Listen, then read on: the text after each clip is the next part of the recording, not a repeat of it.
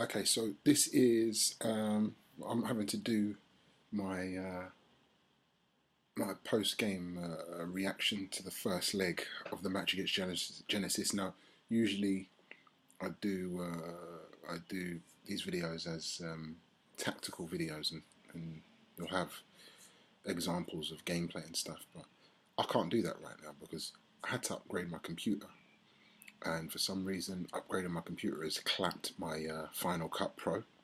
So I can't currently do these videos. So there will be a example video where you'll be able to see the game, and I'll talk about what I did in the game and why I did it, etc., with the examples on there. That will happen, but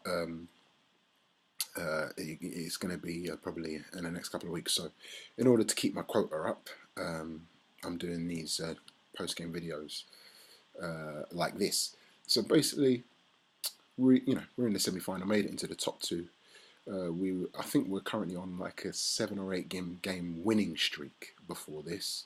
The last game we lost was to City quite a few months back, 2-0 to City, which we played as a double header between them and United, which we drew. I think those were the last two.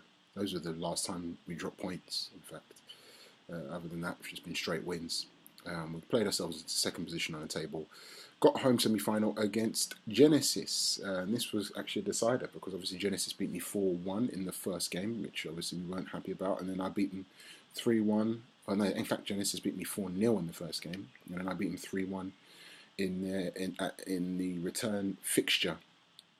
And then we're going to face each other again in the knockout format. Now, I made it quite clear to anyone who would listen that if Genesis came to me playing the same way he always plays, i.e. the way he played in the 4-1 victory, and the way he played 4-0 victory, sorry, and the way he played when we beat him 3-1, I'll just beat him again. He can't come to me with that style and win again. We wouldn't allow it. It just wouldn't happen.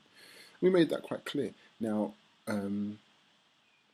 arrogance is a fucking hell of a drug, man, because it can kill you. It can kill you very quickly. And we are a team that pride ourselves on our preparation and our due diligence, and we try and make sure we know how everyone's going to play and how everyone's going to line up. We'll make sure we have team lineups in our phone. Guessing who's going to be up front for them, what form they're on. I'll let that make me decide who I'm going to play on my team. Now you have to bear in mind I have to do all this because I don't play PS4 during the week like other teams. So my training, my preparation is all done up here, and done with making sure I know what the crack is on the other side and on my side. Now I got a little bit arrogant and I assumed Genesis were going to line up exactly the way they always line up. They're not a team who've got a track record of changing things. So I didn't, we got a bit arrogant and started this game. We looked at the team, and lo and behold, they were playing the same lineup. So we went on and did our usual man marking, and just expected a little procession of a game where they'll have a couple of chances and then we'll ultimately win. Now, don't get me wrong, I have a lot of respect for Genesis and what they do. They're probably some of the most clinical finishers in the game. They don't mess around, and what Reels has done to a few people, myself included, is pretty brutal. So we knew they had weapons, but we just knew our form was great, and we just knew what we had to do. Move on to the kickoff. They kick off. They run down my left-hand side, their right, and it's totally empty.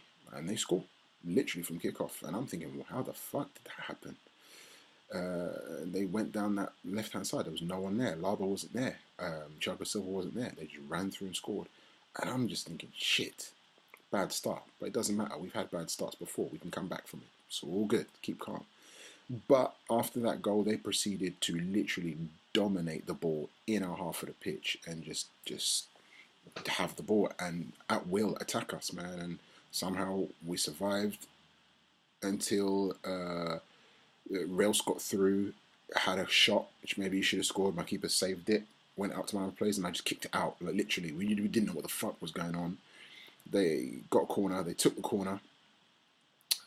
We headed it out. and the ball eventually ended up going to De Rossi, who did a brilliant left foot volley right in the top corner.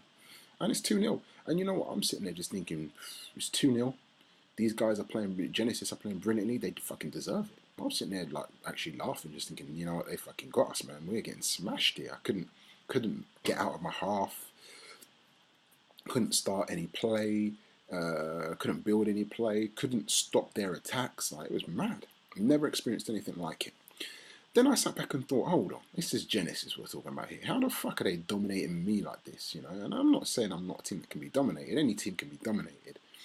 But there's a give and a take going on. So I looked on the radar, and I just saw my players were congregated on the right-hand side of the pitch. Hence why on the left-hand side, he was able to just go through earlier on.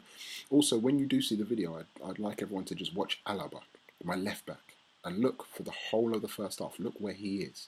He's actually at right, not even at right back. He's in between the right back and the right defender. For some reason, he's there for the whole half. He's not at left back. He only goes back to left back when I get the ball. If you watch him, you'll see him running back to the left back position. So obviously, I'd done something really fucked up in my tactics. I'd been man marking, and he swapped things around after I'd man marked. So I had people who were in the wrong positions. That's basically what happened. That's basically why he was able to dominate the ball like that, and why the momentum was so heavy and we couldn't do anything. So for the rest of the half, our whole game plan was to not concede any more goals, because we understood there was a second leg, and we just didn't want to concede any more goals, man. You know, so we just wanted to make sure that if it's going to end 2-0, let it end 2-0. Even though he'd scored 2 goals early, it didn't look good. But we're like, at least just don't concede any more goals.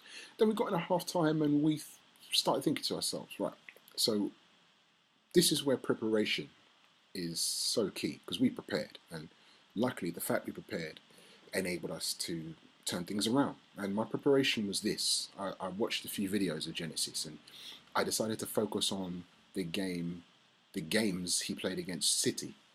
And in those games against City, he got dominated.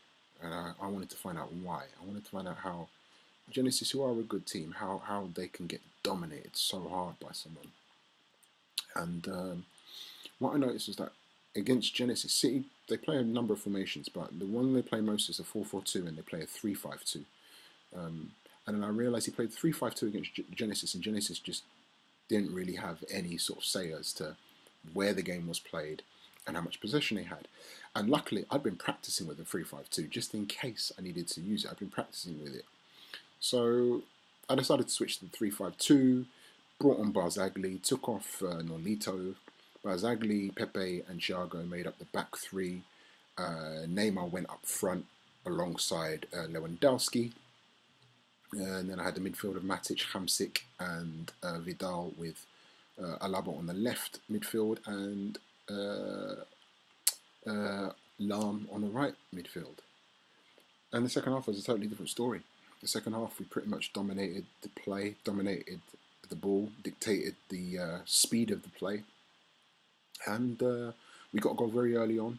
Hamsik picked up the ball in the sort of attacking midfield position, picked up the ball off Vidal. Vidal made quite a strong run, so we decided to wait until Vidal had made the apex of his run, and then dinked the ball into the space. So Vidal had the ball in the box. We could have crossed it, but we saw Neymar's prolific winger badge was working. He was making that run into the danger position, which is what the prolific winger badge does. Vidal rolled the ball in front of Neymar, who dispatched it in the top corner. Yeah, we're back in the game. And again, made another substitution with Vardy. Vardy came on, put in a lot of tackles, and eventually set up Hamsik, who was another great player in the game, to equalise. And the game ended 2-0. The game ended with us dominating. And the moral of the story is adaptation. We've always been a team that can adapt to certain things, and we decided in the game that the way they were dominating us, we had to change things, and we adapted. And luckily, we prepared to have this change, and it worked. And we went from being dominated to dominating the game, and getting the draw, albeit still being behind them, because obviously away goals we were still behind. It was 2-2, but we were quite confident that we could roll into the second leg and get what we needed. Obviously they only needed a 0-0 draw, but that was never going to happen.